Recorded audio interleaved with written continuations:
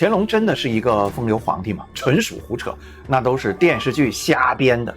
历史上的乾隆多情但不风流，一生最爱的女人只有一个，就是他早逝的原配孝贤纯皇后。他一生后宫的妃嫔数量加起来不过是40名，还没国内近些年落马的一些贪官的小蜜多。这在动辄美女以千以万计算的古代后宫，也算是洁身自爱了。如果他真的天天风流快活，怎么可能活到快90岁啊，成为中国历史上第一长寿的君王？事实证明，这个名叫爱新觉罗弘历的乾隆皇帝是个非常自律、自制力极强的皇帝。虽然一生六下江南，但很少微服出游，更不会跟个花蝴蝶似的招摇梦浪啊。相反，他对权力控制之强，对大臣下手之狠，都超出了他那个以铁面无情著称的父亲雍正皇帝。他统治前期处死的贪官数量之多，超过了历史上以反贪出名的雍正，想不到吧？那么乾隆究竟是一个什么样的皇帝呢？大家好，我是曾子航。本期曾子航人物志为你重新解读清高宗乾隆皇帝爱新觉罗弘历，争议人物重新解读，不吹不黑，只讲人性。欢迎点赞订阅，开启小铃铛，不错过每一个精彩的历史人物的重新解读和解密真相。历史学家张宏杰认为乾隆统治下的中国，纵向比是中国历史上人口最多、国力最强盛的时期，横向比是当时世界上最强大、最富庶的国家，称之为中国历史上最大的盛世，毫不为过。为什么这么说呢？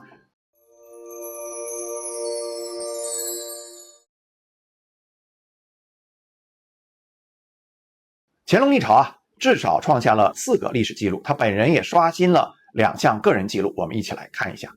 乾隆一朝的人口创了历史新高。在清朝以前中国历朝历代最高人口记录不过是7000万，在乾隆即位之初的乾隆6年，人口已经达到1亿4，这也许还不算什么。到乾隆55年，全国人口已经达到3亿，就是说乾隆皇帝用50多年时间使中国人口翻了整整一番，这是一项前无古人的记录。乾隆统治时期，中国的经济总量是世界第一，中国的 GDP 占到世界的1/3这什么概念呢？就是比今天美国在世界经济中的占比还要高。当时中国的制造业总产量是英国的8倍，俄国的6倍。为什么不能跟美国比呢？因为那时候美国刚刚建国，还没什么制造业。乾隆时期是清朝版图最大的时期。乾隆24年平定准噶尔之后，国家版图达到了1380万平方公里。今天我国的领土面积多少？大家都知道，960万平方公里。而且乾隆时期对边疆地区实行了空前有效、强有力的政治管辖和军事控制，这是历朝历代所不能比的。乾隆时期修的《四库全书》是中国历史上字数最多的一本书，全书近8万卷，一共多少字呢？9亿9700万字。乾隆一朝在文化上也创造了一项无人能超越的记录。与此同时乾隆本人也刷新了2项个人记录。第一，他是中国历史上迄今为止掌握实际权力最长的君王。乾隆做了60年的皇帝之后，又做了3年多掌握实际权力的太上皇，也就是说他的实际统治时间63年零4个月，这个长度不仅是中国，甚至居世界统治者之首有人说乾隆年号可没他的爷爷康熙长，没错，康熙的年号是61年，乾隆是60年。但是第一，康熙没做过太上皇；第二，康熙刚登基的时候才8岁，没有亲政，他的实际统治时间呢不过是55年。乾隆是中国历史上最长寿的帝王。中国历史上能活到70岁以上帝王呢仅有9人，活到80岁以上的只有4个人。哪4个人呢？梁武帝、武则天、宋高宗、乾隆帝。乾隆以89岁高龄成为中国历史上最长寿的皇帝。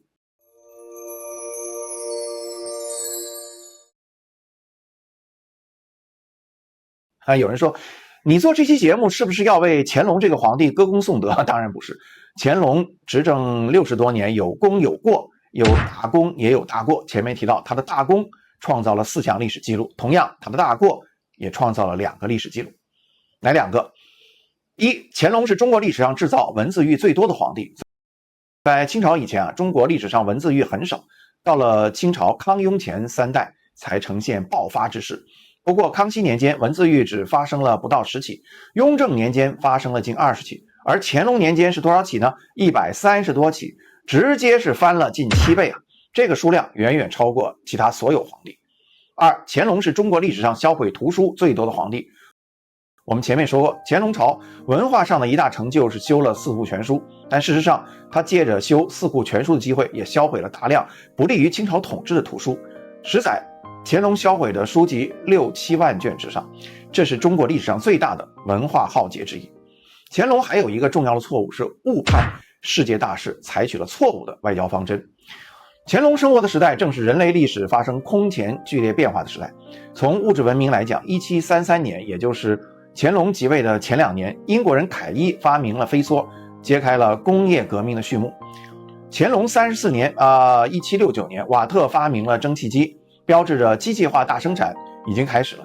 从精神文明来讲，乾隆54年1789年，法国爆发资产阶级大革命，发表人权宣言，提出了主权在民的原则，标志着人类精神文明飞跃式的发展。1796年，也就是85岁的乾隆皇帝禅位给自己儿媳嘉庆之后的第2年，美国总统华盛顿功成身退，拒绝担任第3任总统。从此美国总统连任不得超过2次成为定例。那么这2位历史巨人对待权力态度，反映了当时清朝和西方政治文明发展的差距。但是乾隆对西方文明的发展却毫无所知，也根本不感兴趣。他自信天朝高高在上，无所不有天天自诩厉害了我的国。所以在全球化发展越来越快的时期，他却进一步的闭关锁国。乾隆落后的外交思维跟后来清朝的衰败和鸦片战争的发展有着直接的关系这个我们下集会谈到。那么乾隆是如何登上皇位的，其实带有一定偶然性。与其说是他父亲雍正扶他上马，不如说跟他爷爷康熙皇帝的慧眼有关。这是怎么回事呢？请看下一回。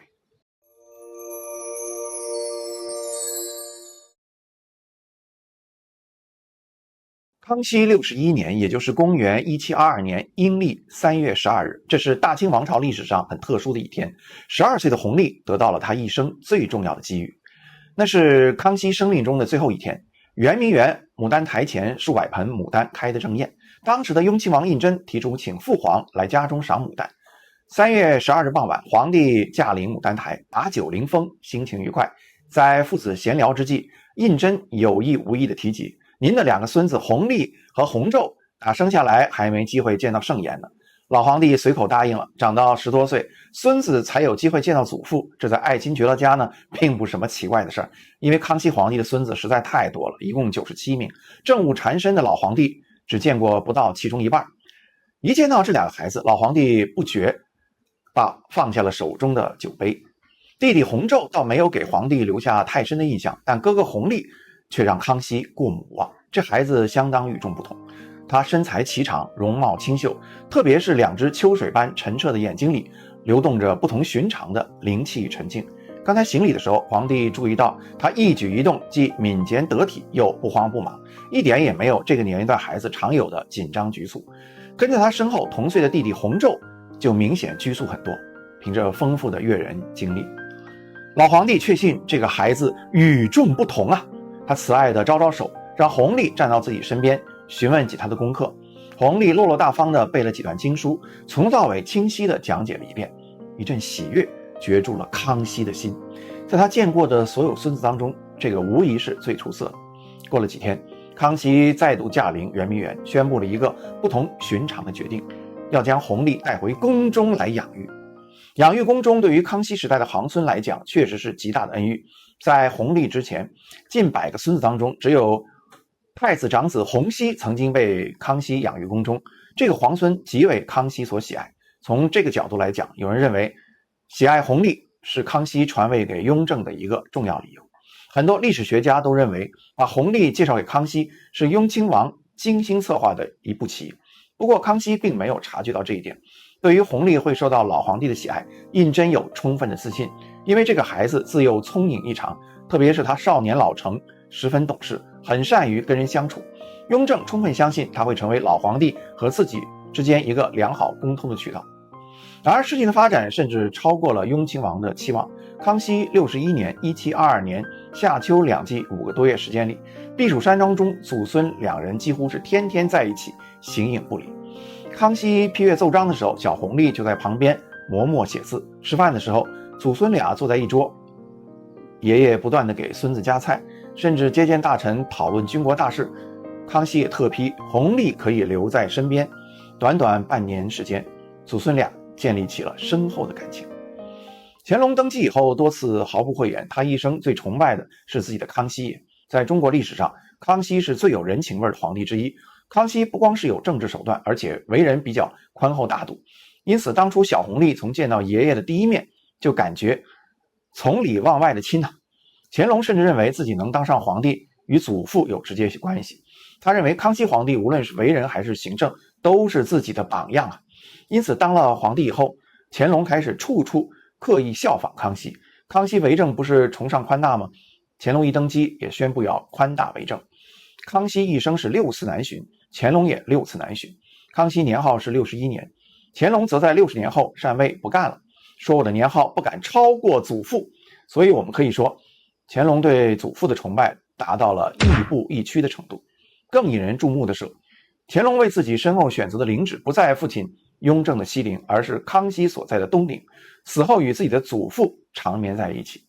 可见这祖父二人感情是多么的深厚啊！康熙61年1722年11月13日，康熙皇帝从避暑山庄回京后的2个月，猝然崩逝于畅春园。弘历的父亲雍亲王胤禛继位，就是雍正皇帝。康熙为什么要传位给雍正？历史上众说纷纭。不过在传位给胤禛的决定中，弘历是肯定起了作用啊。对于这个儿子，雍正心底有一种特殊的感念之情。从雍正登基之时，弘历就成为太子的第一人选，已经是不争的事实了。雍正只做了13年的皇帝就去世了，此时已经26岁，被封为宝亲王的弘历正是从父皇手里接过了办。在很多古装剧中，乾隆给人的印象是喜欢游山玩水，不务正业，个性也有点优柔寡断，甚至糊里糊涂。所以大贪官和珅才上下其手，大贪特贪，是这样的吗？大错特错。历史上的乾隆是个对权力极为看重，对大臣看管非常严格的皇帝，特别是后者甚至超过了以施政严苛著称的他的父亲雍正皇帝。为什么这么说呢？请看下一回。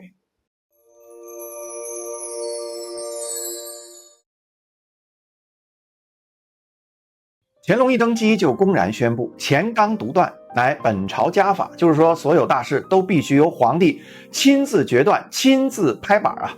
这是我大清政治的优良传统啊，就是把最高权力掌握在自己手里，绝对不跟别人分享。中国传统政治的第一要求就是统治者必须大权独揽，用文言文讲叫乾纲独断啊。但是要做到大权独揽哪有那么容易啊？权力是天下最让人垂涎的东西，一旦尝到了权力的滋味，每个人都不愿意放手啊。所以乾隆一上台就宣布要对乾纲独断这一传统政治发扬光大。为了防止权臣出现，他把一切决策权都抓在自己手里，所以他一登基凭一己之独断，不和任何大臣商量，就把父亲雍正的那么多措施给推翻了。而且一旦朝堂上有反对声音，他立马痛下杀手，杀鸡儆猴啊。如果说汉朝的时候皇帝掌握 60% 的决策权，丞相掌握 40%， 到了明朝皇帝掌握 80%， 大臣掌握 20%， 那么到了乾隆一朝，皇帝掌握 95% 的决策权，大臣们几乎没有发言权。制度上清朝大臣们只剩下执行的权利。所以乾隆朝的政治有一个特点，那就是只有明君而没有明臣，所有的聚光灯都打在乾隆一个人身上，其他人呢只能生活在这个乾隆的阴影里。这是一个很特别的现象，因为一般中国历史上伟大的君主身边总有那么几位名臣，特别是盛世之君，比如唐太宗李世民身边文有魏征、房玄龄，武有尉迟恭、程咬金。但是乾隆虽然是盛世，纵观乾隆一朝一共60多年，比较有名的大臣只有3个。前期张廷玉他靠什么出名啊？其实就是靠给皇帝当秘书当得好，会速记，把皇帝说的话记得准，仅此而已。所以他的功绩跟其他朝代的名臣是没法比。那么后期我们知道，一个叫和珅，是因为贪污出的名；另一个呢叫纪晓岚，那是文学侍从之臣，有点文字技巧而已。乾隆朝呢也没有出现过什么有名的武将，因为凡是打仗，乾隆都习惯是亲自遥控指挥，他对别人都不放心。